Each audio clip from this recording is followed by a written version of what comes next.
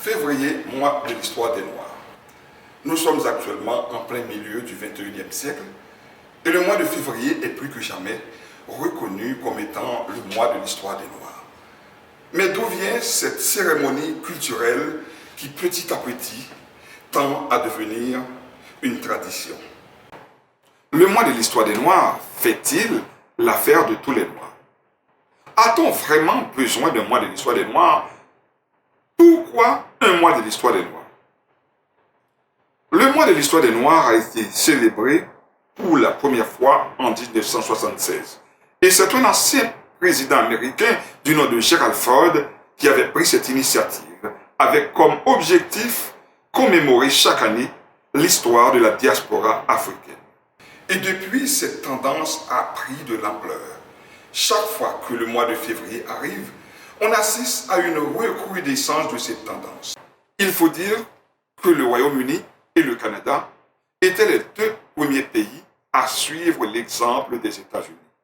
Mais aujourd'hui, le mois de l'histoire des Noirs est célébré dans plusieurs pays au monde. Si on remonte un peu dans l'histoire, on va se rendre compte qu'il fut un temps, le noir n'était pas considéré comme un être humain, mais plutôt comme une machine, un instrument de travail, ou du moins un animal. Et ainsi, on le trouva un peu partout sur la planète comme domestique ou esclave. Mais avec l'arrivée de Jean-Jacques Dessalines en 1804 à Saint-Domingue, les choses ont pris une autre tournure. Des milliers de Noirs se sont rébellés contre leurs oppresseurs. Ils ont réussi à briser les chaînes de l'esclavage et retrouver leur liberté, ce qui a donné naissance à la première République noire au monde, qui aujourd'hui est connue sous le nom de République d'Haïti.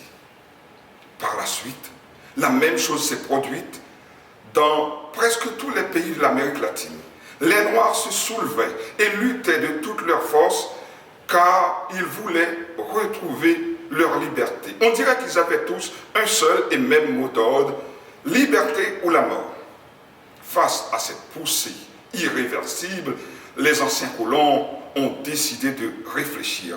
Tout d'un coup, comme un serpent qui change de peau, ils ont décidé d'affranchir, ou du moins de libérer les Noirs.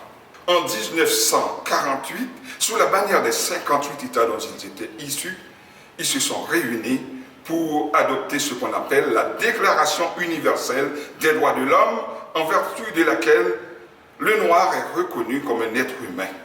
L'article 1er de cette dite déclaration stipule ceci: tous les êtres humains naissent libres et égaux.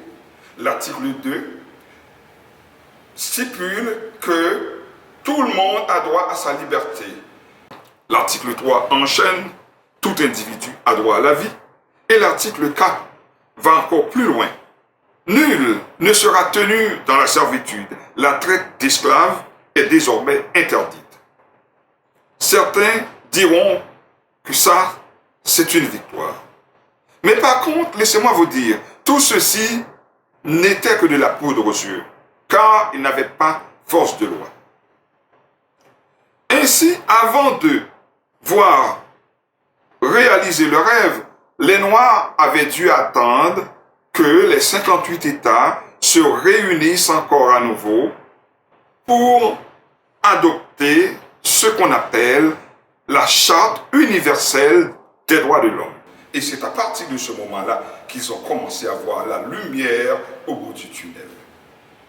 C'est inconcevable qu'encore aujourd'hui, des Noirs n'arrivent pas à s'entendre. Il y en a qui oublient tout simplement d'où ils sont venus. Si tous les citoyens à la peau d'ébène se conjuguaient leurs efforts autour d'un seul et même objectif, il n'y aurait de peuple plus prospère sur cette planète que le peuple noir. Pourquoi chaque citoyen à la peau d'ébène ne se fixe pas comme objectif celui de devenir un Barack Obama, un Nelson Mandela, une Michael Jean ou un Michael Jordan? Certains diront qu'atteindre un tel objectif est impossible, ou du moins difficile.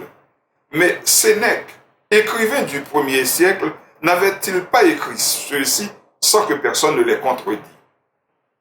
Ce n'est pas parce que c'est difficile que nous n'osons pas, mais c'est parce que nous n'osons pas que les choses sont difficiles. Si en 1804, les Noirs avaient pu prouver au monde qu'ils étaient unis et que l'union était leur force, pourquoi serait-ce donc impossible aujourd'hui? N'y a-t-il pas lieu de se réjouir dès à présent face à la perspective de se réveiller un jour et de voir tous les Noirs se tenir par la main, marcher dans la paix, travailler dans l'union en vue d'atteindre la prospérité qui les conduira à la félicité à tout jamais. Robin Saint-Élysée, Montréal.